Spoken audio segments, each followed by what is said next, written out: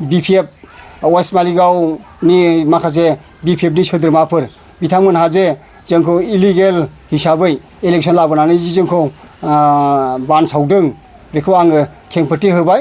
दिनैहाय आङो बेखिनिजोंनो जोंनि वेस्ट मालिगावआवहाय जा होननांगौ जा बिथांमोननि सायावहाय बान बुंथेनांगौ बेखौ आं होनबाय। सोनाब मालिगाव इउपिपिएल राजनिति हान्जानि गाहाय नेहाथारि जानानै जोंनि वेस्ट मालिगाव प्राइमारि इउपिपिएलनि मावख'आव प्रेस मिट लानायनि गुबै जाहोना बेनोदि थांनाय 5 तारिख फेब्रुवारि खालि जोंनि वेस्ट मालिगाव प्राइमारिनिफ्राय मानगोनां बनरगाव कन्स्टिटुएन्सिनि MCLA मानगोनां सार राजिब ब्रह्म बिथां सारनि न'आव थांनानै जइन जाहैनाय माखासे रिपर्टखौ जोङो ससियेल मिडियायाव नुनाय जादोंमोन आरो बे ससियेल मिडिया बायदियै 9 नं बनरगाव कन्स्टिटुएन्सिनि MCLA राजिब ब्रह्मआ जइन जाहैनाय बिथांमोनखौ BPF राजनिति हान्जानि बुंथिदों ससियेल मिडियायाव। थिग बिब्दिनो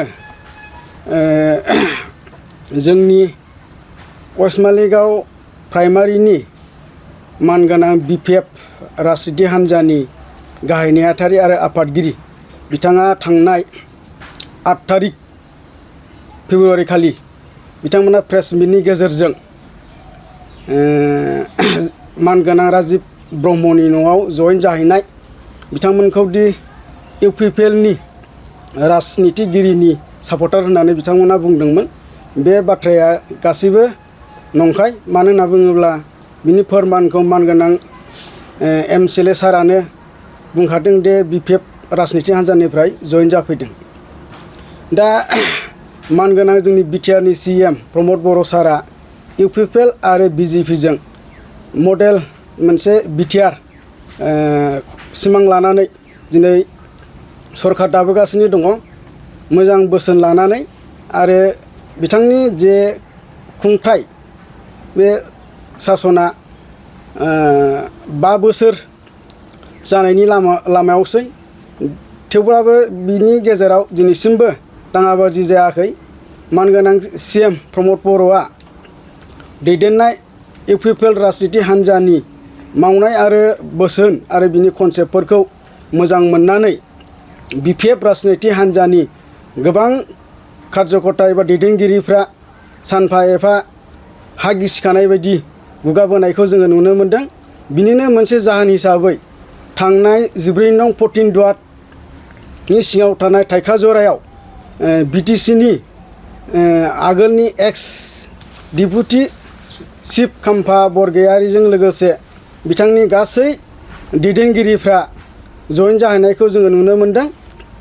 दा ओंखायनो जोङो बुंनाया बेनो दे मानगोनां बिटिआरनि CM प्रमद बर' सारा मेक इन बिटिआर होननाय कनसेप्टनि गेजेरजों दिनै हाबा मावगासिनो दङ। दा आङो बेखौनो बुंनो लुबैदों दे जोंनि वेस्ट मालिगाव इउपिपिएल राजनिति हान्जानि जे मख'नाय जे जइन जानाय बिथांमोना जोंनि इउपिपिएल राजनिति हान्जानि दैदेनगिरि एबा मावथि